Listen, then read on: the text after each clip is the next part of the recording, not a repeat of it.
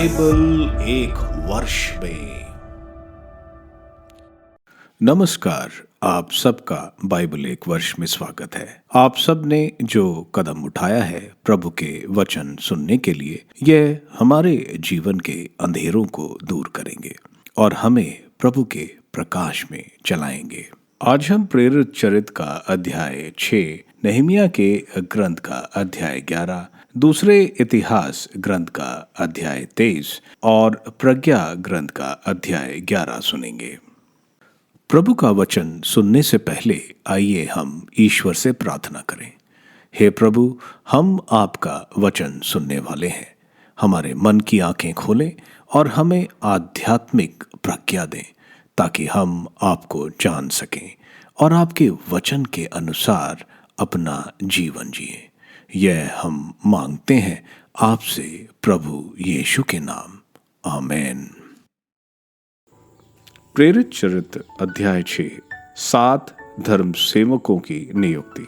उन दिनों जब शिष्यों की संख्या बढ़ती जा रही थी तो यूनानी भाषियों ने इब्रानी भाषियों के विरुद्ध यह शिकायत की कि रसद के दैनिक वितरण में उनकी विधवाओं की उपेक्षा हो रही है। इसलिए बारों ने शिष्यों की सभा बुलाकर कहा, यह उचित नहीं कि हम भोजन परोसने के लिए ईश्वर का वचन छोड़ दें। आप लोग अपने बीच से पवित्र आत्मा से परिपूर्ण 7 बुद्धिमान तथा ईमानदार व्यक्तियों का चुनाव कीजिए। हम उन्हें इस कार्य के लिए नियुक्त करेंगे और हम लोग प्रार्थना और वचन की सेवा में लगे रहेंगे। यह बात सबको अच्छी लगी। उन्होंने विश्वास तथा पवित्र आत्मा से परिपूर्ण स्टेफनुस के अतिरिक्त फिलिप, प्रोफोरुस, निकनोर, तिमोन, परमेनास और यहूदी धर्म के नवदीक्षित अंतरिखिया निवासी निकोनास को चुना और उन्हें प्रेरितों के सामने उपस्थित किया। प्रेरितों ने प्रार्थना करने के बाद उन पर अपने हाथ रखे। ईश्वर का वचन फैलता गया। यरूशलेम में शिष्यों की संख्या बहुत अधिक बढ़ने लगी और बहुत से याजकों ने विश्वास की अधीनता स्वीकार की। स्टेफनुस की गिरफ्तारी। स्टेफनुस अनुग्रह तथा सामर्थ्य से परिपूर्ण होकर जनता के सामने बहुत से चमत्कार तथा चिन्ह दिखाता था। उस समय दास्यमुक्त नामक सभागृह के कुछ सदस्य और कुरेने, सिकंदरिया, किलिकिया तथा एशिया के कुछ लोग स्टेफनुस से विवाद करने आए, किंतु वे स्टेफनुस के ज्ञान का सामना करने में असमर्थ थे, क्योंकि वह आत्मा से प्रेरित होकर बोलता था। तब उन्होंने घूस देकर कुछ व्यक्तियों से यह झूठी गवाही दिलवाई कि हमने स्टेफनुस को मूसा तथा ईश्वर की निंदा करते सुना। इस प्रकार जनता नेताओं तथा शास्त्रियों को भड़काने के बाद वे अचानक स्टेफनुस के पास आ धमके और उसे पकड़कर महासभा के सामने ले गए। वहां उन्होंने झूठे गवाहों को खड़ा किया जो बोले, यह व्यक्ति निरंतर मंदिर तथा मूसा की निंदा करता है। हमने इसे यह कहते सुना कि ईसा नाजरी यह स्थान नष्ट करेगा और मूसा के समय से चले आ रहे हमारे रिवाजों को बदल देगा। महासभा के सब सदस्य स्थिर दृष्टि से स्टेफनुस की ओर देख रहे थे। उसका मुखमंडल उन्हें स्वर्गदूत के जैसा दिख पड़ा। नहमिया का ग्रंथ अध्याय 11, यरूशलेम में संख्या वृद्धि का प्रयास। जनता के नेता यरूशलेम में बस गए। अन्य लोगों ने चिट्ठी डालकर निश्चित किया कि प्रत्येक 10वां व्यक्ति पवित्र नगर यरूशलेम में बसेगा और शेष 9 अपने अपने नगरों में। लोगों ने उन सबको आशीर्वाद दिया जिन्हें स्वेच्छापूर्वक यरूशलेम में बसना स्वीकार किया। प्रांत के मुखिया जो यरूशलेम में बस गए ये हैं। कुछ इजरायली याजक, लेवी और सुलेमान के सेवकों के वंशजों अपने अपने नगरों में अपनी अपनी भूमि पर निवास करते थे। यूदा और बेन्यामीन के अन्य लोग यरूशलेम में निवास करते थे। यूदा वासियों में अताया था जो उजिया का पुत्र था। यह उजिया जकरिया का पुत्र था। जकरिया अमरिया का, अमरिया शफ्टाया का और शफ्टाया महलाल का जो परेश के वंशज थे। फिर मसेया जो बारूक का पुत्र था, वह बारूक कोलहोजे का, कोलहोजे हजाया का, हजाया अदाया का, अदाया योयारीब का और योयारीब जकरिया का पुत्र था जो शेला का वंशज था। यरूशलेम में रहने वाले परेज के वंशजों की कुल संख्या 468 योद्धा थी। बेन्यामीन के वंशजों में ये थे मशुलाम का पुत्र सल्लू, यह मशुलाम योएद का पुत्र था। योएद पदाया का, पदाया कोलाया का, कोलाया मसेया का, मसेया इतालिस का और इतालिस यशाया का पुत्र था। फिर गबे और सले सब मिलकर 928। जिक्री का पुत्र योएल उनका अध्यक्ष था और हसनुमा का पुत्र यूदा नगर की देखरेख करने वालों में उनका सहायक था। यरूशलेम में बसे मंदिर के सेवक याजकों में ये थे योयारीब का पुत्र यदाया, फिर याकीन और ईश्वर के भवन का अध्यक्ष और हलिकिया का पुत्र सराया। यह मशुलाम का पुत्र था, मशुलाम सादोक का, सादोक मरोआत का और मरोआत अहीटूब का पुत्र था। उनके साथ मंदिर में सेवा करने वाले उनके भाई बंधु भी थे। इस प्रकार कुल 822 पुरुष थे। फिर यदाया जो यरोहाम का पुत्र था, यह यरोहाम पलल्या का पुत्र था, पलल्या अमसी का, अमसी जकरिया का और जकरिया पशहूर का और पशहूर मलकिया का तथा उसके भाई बंधु, ये कुल 242 घरानों के मुखिया थे। फिर अमशय जो अजरेल का पुत्र था, यह अजरेल अहजय मशिलोमोत का, मशिलोमोत इमोर का और उनके भाई बंधु जो 128 वीर योद्धा थे। उनका निरीक्षक हगदोलईम, उनका पुत्र यजबेदेल था। लेवियों में ये थे शमाया जो हशूब का पुत्र था, यह हशूब अजिकाम का पुत्र था, अजिकाम हशिया का और हशविया बुनी का। फिर शबताया और योजाबात जो उन लेवियों के मुखियाओं में थे जो ईश्वर के मंदिर के कार्यों का निरीक्षण करते थे। फिर मीका का पुत्र जबदी का पौत्र और असाफ का प्रपौत्र मतन्या था जो प्रार्थना में अमुआ था। बकबुकिया का स्थान अपने भाई बंधुओं में दूसरा था। उसके साथ शमुआ का पुत्र अब्दा था। शमुआ यदुतून का और यदुतीन गलाल का पुत्र था। पवित्र नगर में कुल 284 लेवी थे। ये द्वारपाल थे, अकबूक, टलमोन और इनके भाई बंधु जो दोनों पर पहरा देते थे। कुल 172 अन्य इजरायली याजक और लेवी यूदा के सभी नगरों में अपने अपने दाएं भाग की भूमि पर बसे थे। मंदिर के सेवक ओफेल पर रहा करते थे। मंदिर के सेवकों के अध्यक्ष सीहा और शिशपा थे। बनानी का पुत्र उजिया यरूशलेम में रहने वाले लेवियों का निरीक्षक था। बानी हशबिया का पुत्र था, हशबिया मतन्या का और मतन्या मीका का पुत्र था। वह आसाफ के वंशजों में एक था जो ईश्वर के मंदिर में गायकों का काम करते थे। उनके विषय में एक राजाज्ञा मिली जिसमें निर्धारित किया गया था कि उन्हें प्रतिदिन क्या गाना चाहिए। यूदा के पुत्र सेरा के वंशज मशेबेल का पुत्र पथाया राजा की सेवा में नियुक्ति जनता का प्रतिनिधि था। देहातों में अन्य लोगों का आवास कुछ यूदावंशी किरियात अराबा और उसके गांवों में, कुछ दिबोन और उनके गांवों में, कुछ यकबेल और उनके गांवों में, कुछ येशुआ, मुलादा, बेट पिलेट, हजर शुआल, बेर शिबा और उसके गांवों में, कुछ शिकलंग, मकोना और उसके गांवों में, एनरिमोन, सूरा, यरमूत, जानोआ, अदमुलाम और उसके गांवों में, लाकीश और उसके खेतों में, कुछ अजेका और उसके गांवों में बस गए। वे बेरशीबा से लेकर हेनोम घाटी तक फैले थे। कुछ बिन्यामीन वंशी गेबा में, मिकमा में, आया, बेतेल और उसके गांवों में, अनातोत, नोब, अनन्या, हासोर, रामा, गितीम, हादीद, सुदीम, नबलाट, लौद, ओने और कारीगरों की घाटी में रहते थे। यूदा वंशी लेवियों के कुछ दल बेन्यामीन में बस गए थे। दूसरा इतिहास ग्रंथ अध्याय 23। याजकों का विद्रोह। 7वें वर्ष यहोयादा ने इन शतपतियों के साथ समझौता कराने का निश्चय किया। यहोराम के पुत्र अजरिया, यहोनान के पुत्र इस्माइल, ओबेद के पुत्र अजरिया, अदाया के पुत्र मसेया और जिक्री के पुत्र एलिशाफाट उन्होंने यहूदा का भ्रमण करते हुए यहूदा के सब नगरों से लेवियों और इजरायली घरानों के मुखियों को यरूशलेम में एकत्रित किया। सारी सभा ने ईश्वर के मंदिर में राजा के साथ समझौता किया। यहोयादा ने उनसे कहा, यह राजा का पुत्र है, इसे शासन करना चाहिए, जैसा कि प्रभु ने दाऊद के वंशजों के लिए वचन दिया है। तुम्हें यह कहना होगा, तुम में से जो विश्राम दिवस पर काम पर आते हैं, उनमें 1/3 द्वार पर पहरा दें, 1/3 राजभवन पर और 1/3 नींव द्वार पर तैनात होंगे। सब लोग प्रभु के मंदिर के प्रांगणों में रह जाएंगे। याजकों और सेवा करने वालों लेवियों के सिवा प्रभु के मंदिर में कोई और प्रवेश न करे।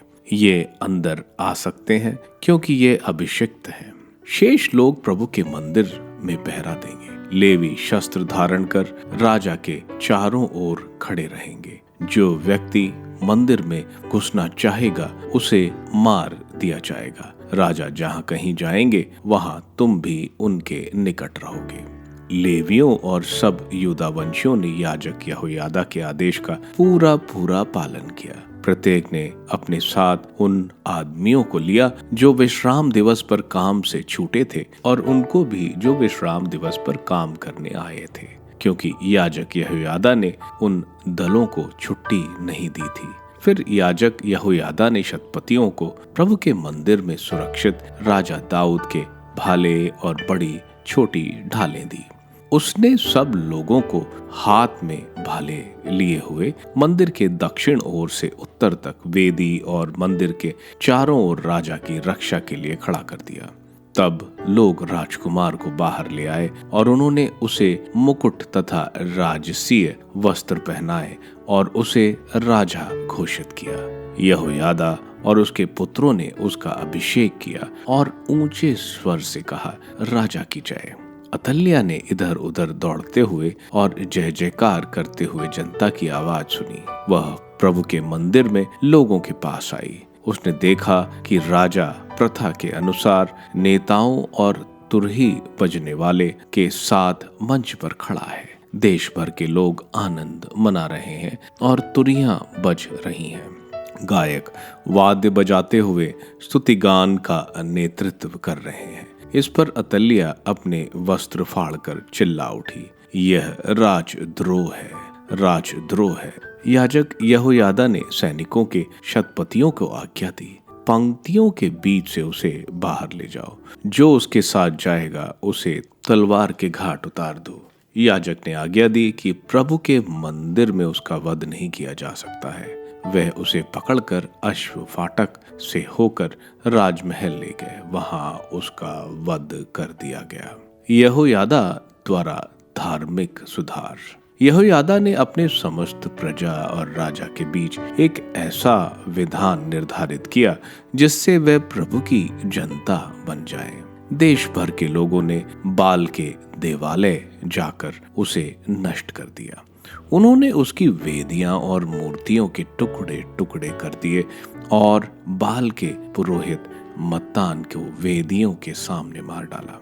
यहोयादा ने प्रभु के मंदिर की देखरेख याजकों और लेवियों को सौंप दी, क्योंकि राजा दाऊद ने प्रभु के मंदिर की सेवा करने के लिए उन्हें दलों में विभाजित कर दिया था, जिससे वे दाऊद के निर्देश के अनुसार आनंद मनाते और गाते हुए प्रभु को होम बलियां चढ़ाए, जैसा कि मूसा की संहिता में निर्धारित है। उसने प्रभु के मंदिर के द्वारों पर द्वारपाल भी नियुक्त किए, जिससे ऐसा कोई व्यक्ति प्रवेश न कर पाए जो किसी भी रूप से अशुद्ध हो। इसके बाद यहोयादा ने शतपतियों, सम्मानतों और देश भर के सभी शक्तिशाली लोगों को बुलाया और वह राजा को प्रभु के मंदिर से ले आकर नीचे ले गया।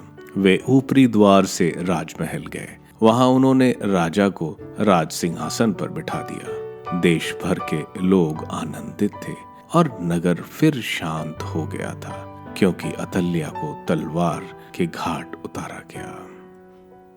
प्रज्ञा ग्रंथ अध्याय 11। उसने एक पवित्र नबी के हाथ से उनकी योजना को सफल बनाया। उन्होंने निर्जन उजाड़ खंड पार किया और दुर्गम स्थानों पर अपने तंबू खड़े किए। उन्होंने अपने शत्रुओं को डांट कर सामना किया और विरोधियों को मार भगाया। जल द्वारा इजरायलियों का कल्याण और मिस्रियों को दंड। जब उन्हें प्यास लगी तो उन्होंने तेरी दुहाई दी और उन्हें एक ऊंची चट्टान से पानी मिला। एक कठोर पत्थर ने उनकी प्यास बुझाई, क्योंकि जिसके द्वारा उनके शत्रुओं को दंड दिया गया उसी के द्वारा अभाव में उनका उपकार किया गया। शिशुओं के वध की राजाज्ञा के दंड स्वरूप नील की नदी सदा प्रवाहित धारा रक्त और कीच से दूषित हो गई। उसके बदले तूने अपनी प्रज्ञा को अप्रत्यक्षित रूप से भरपूर जल दिया। तूने उस समय की प्यास द्वारा अपनी प्रजा को यह दिखाया कि उनके विरोधियों को किस प्रकार का दंड दिया गया था। यद्यपि वे नरमी से सुधर गए, फिर भी वे इस परीक्षा द्वारा अधर्मियों को घोर यंत्रणा समझ गए। जब उनको क्रोध में दंड दिया गया था, तूने अपनी प्रजा के साथ पिता का सा व्यवहार किया, जो उसकी परीक्षा लेता और चेतावनी देता है, किंतु दूसरों के सामने तूने कठोर राजा की तरह जांच करने के बाद उन्हें दंड दिया। वे तेरी प्रजा से दूर या निकट रहते समान रूप से उत्पीड़ित किए जाते थे। वे बीती घटनाओं की याद करते हुए विलाप करते थे। उन्हें दोहरा दुख भोगना पड़ा, क्योंकि जब उन्होंने सुना कि जिसके द्वारा उन्हें दंड दिया गया वही इजरायलियों के लिए कल्याण का कारण बना, तो वे समझ गए कि उसमें प्रभु का हाथ है। उन्होंने जिस व्यक्ति को पहले फिकवाया और उपहास करते हुए अस्वीकार किया था, उसने ही बाद में उन्हें आश्चर्यचकित किया, क्योंकि उनकी प्यास धर्मियों की प्यास जैसी नहीं थी। पशु पूजा के कारण मिस्रियों का दंड, उनके अधर्म के मूर्ख विचारों के दंड स्वरूप, जिनसे प्रेरित होकर वे भटककर गूंगे सांपों और तुक्ष पशुओं की पूजा करते थे। तूने उनके यहाँ गूंगे पशुओं को भारी संख्या में भेज दिया, जिससे वे समझें कि कोई जिसके द्वारा पाप करता है उसी के द्वारा उसे यंत्रणा दी जाती है। तेरे सर्वशक्तिमान भुजा, जिसने निराकार पदार्थ से संसार की सृष्टि की थी, उन पर भालुओं या हिंसक सिंहों के झुंड या नए सृष्टि किए हुए और क्रोध से भरे ऐसे अपूर्व पशु छोड़ने में असमर्थ नहीं थे, जो या तो आग उगलते या गरजाता हुआ धुआं फैलाते या अपनी आंख से भयंकर चिंगारियां निकालते थे। ऐसे पशु जिनके प्रहार से उनका विनाश हो जाता, बल्कि जिन्हें देखने मात्र से आतंक के मारे उनकी मृत्यु हो जाती। यद्यपि इन सब के अभाव में वे तेरे दंड के शिकार बनकर या तेरी शक्तिशाली आत्मा द्वारा छिन्न भिन्न हो गए, तेरे श्वास मात्र द्वारा मारे जा सकते थे। ईश्वर की सर्वशक्तिमत्ता और उसका प्रेम, तेरी सर्वशक्तिमत्ता सदा तेरे पास रहती है। कौन तेरे भुजबल के सामने टिक सकता है? प्रभु, तेरी दृष्टि में समस्त संसार तराजू के पासंग के बराबर है, अथवा प्रातः काल भूमि पर गिरने वाली ओस की बूंद की तरह। तू सब पर दया करता है, क्योंकि तू सर्वशक्तिमान है। तू मनुष्य के पापों को इसलिए अनदेखा करता है कि वह पश्चाताप करे। तू सब प्राणियों को प्यार करता है और अपनी बनाई हुई किसी वस्तु से घृणा नहीं करता। यदि तुझे किसी वस्तु से घृणा हुई होती तो तूने उसे नहीं बनाया होता। यदि तू उसे नहीं चाहता तो कुछ भी अस्तित्व में नहीं बना रहता। यदि तूने उसे नहीं बुलाया होता तो कुछ भी सुरक्षित नहीं रहता। प्रभु, तू सारी सृष्टि की रक्षा करता है, क्योंकि वह तेरी है। तू सब प्राणियों को प्यार करता है। प्रेरित चरित्र के अध्याय 6 में हम देखते हैं कि अनुयायियों की नफरी बढ़ती है। इसमें यहूदी जो इजराइल से बाहर ग्रीक राज्यों में रहते थे वे वापस आते हैं। ये यहूदी थे लेकिन ग्रीक थे। ज्यादा संख्या में जो इजराइल के यहूदी थे वह ज्यादा संख्या में थे। तो इन ग्रीक यहूदियों की शिकायत थी कि उनका शोषण किया जा रहा है। जो भी खाना, कपड़ा आदि लाया जाता है, ये बोल रहे थे कि उनको जितना मिलना चाहिए नहीं मिल रहा। प्रेरित यह निर्णय लेते हैं कि प्राथमिक कार्य प्रार्थना और प्रभु के वचन की सेवा है। इसलिए वे 7 डीकन जिनके चरित्र ठीक हैं, जिनकी प्रतिष्ठा लोगों में अच्छी है और जो पवित्र आत्मा के सानिध्य में हैं, उनको चुनते हैं। वे 7 ऐसे लोग चुनते हैं जिनमें संत स्टीफन आदि जो पवित्र आत्मा से परिपूर्ण थे वह नियुक्त होते हैं। आगे प्रेरित इनके ऊपर हाथ रखकर प्रार्थना करते हैं। सर पर हाथ रखकर प्रार्थना पवित्र आत्मा का अभिषेक बताता है। आगे हम देखते हैं प्रभु का वचन बहुत जोरों से फैल रहा है।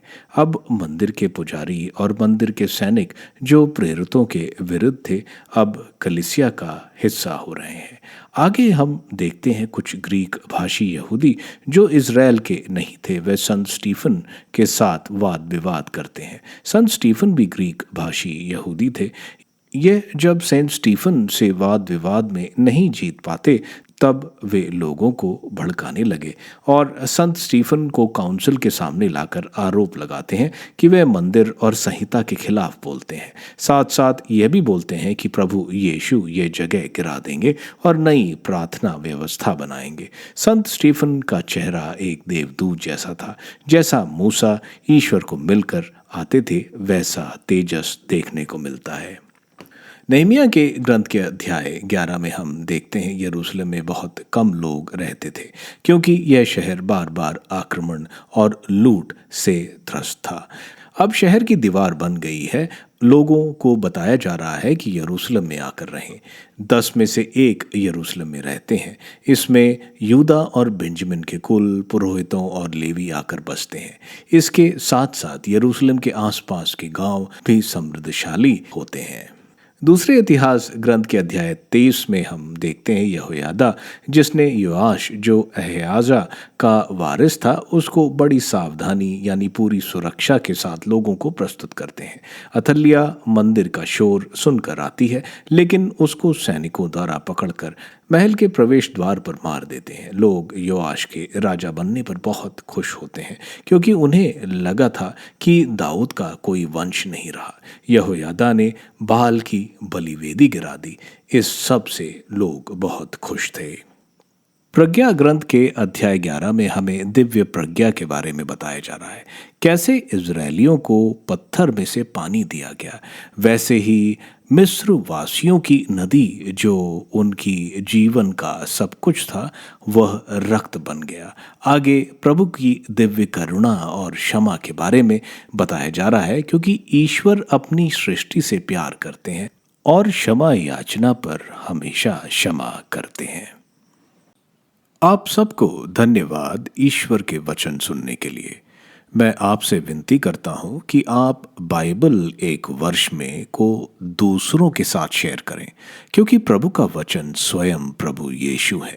प्रभु को दूसरों को देने वालों को प्रभु की आशीष जरूर मिलेगी। मैं आप सबका बड़ी बेसब्री से कल इंतजार करूंगा। धन्यवाद।